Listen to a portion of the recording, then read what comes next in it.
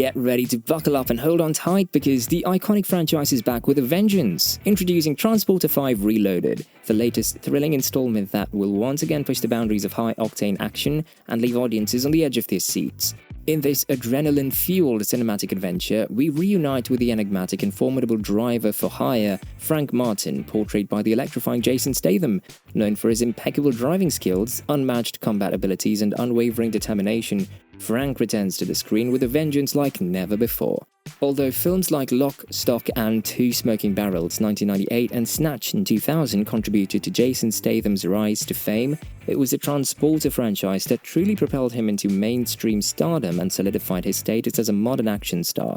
However, despite his commitments to The Expendables 3, Fast and Furious 7 and Mechanic Resurrection, Statham chose not to continue making the Transporter 5. In 2013, EuropaCorp and Fundamental Films announced a collaboration to co-finance, produce and distribute 3 new movies in the Transporter franchise following the third installment. The projects were allocated budgets ranging from $30 million to $40 million US, and there were plans for at least one of the films to be set in China. However, apart from a single film released in 2015 with a completely different actor in the lead role, there has been no significant progress or updates on the continuation of the Frank Martin saga. Consequently, it appears that the future of the Transporter franchise is uncertain and has not materialized as initially anticipated. Before Game of Thrones actor Ed Skrein was cast for the soft reboot, The Transporter Refueled circa 2015, there were plans to offer the lead role in that film, as well as in the Transporter 4 and Transporter 5 to Jason Statham, who had previously portrayed the character. However, there were 2 significant issues with this plan. To put it differently, 2 obstacles stood in the way.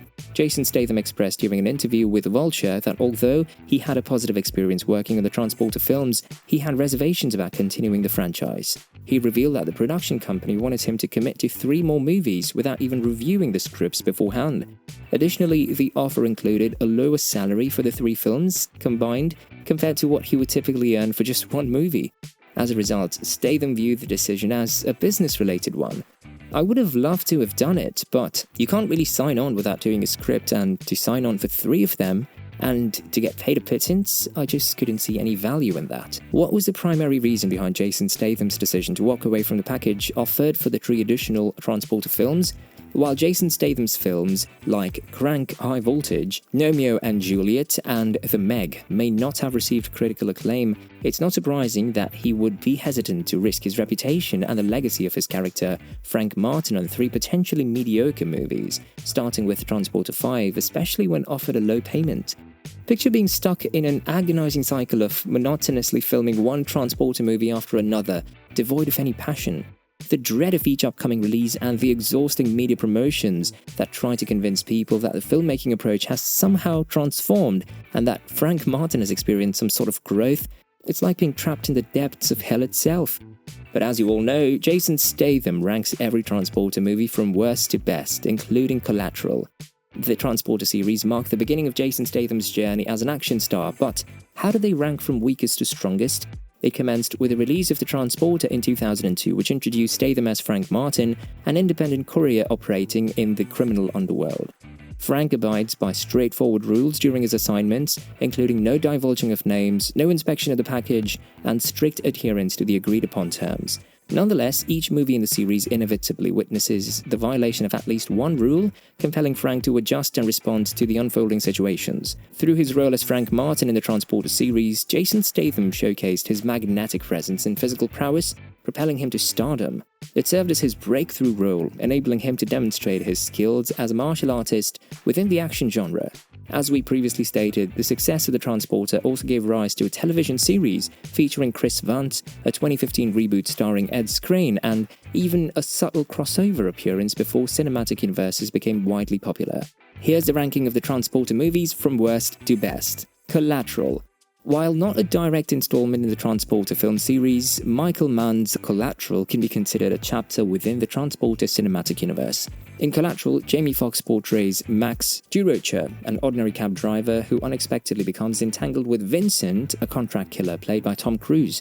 The film delivers a suitably dark atmosphere as Fox's character is thrust into an unfamiliar and dangerous situation, navigating a tense cat-and-mouse game.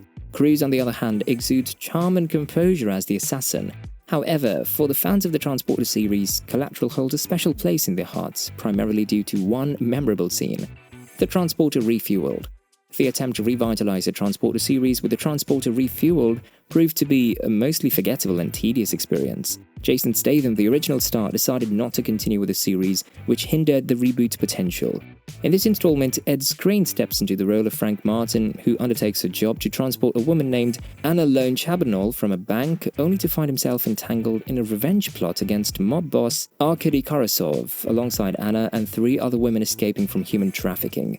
Additionally, Frank's father, Ray Stevenson, becomes involved in the chaotic mix. While Ed Skrein isn't necessarily a poor choice for an action lead, his portrayal fails to compensate for Statham's absence, among other issues that plague the reboot or sequel. Transporter 3. With the release of Transporter 3 in 2008, Frank Martin's journey transitioned from 20th Century Fox to Lionsgate, but unfortunately, it marks the weakest point in the original trilogy. Although Jason Statham remains committed to the role, the film fails to live up to the standard set by its predecessors.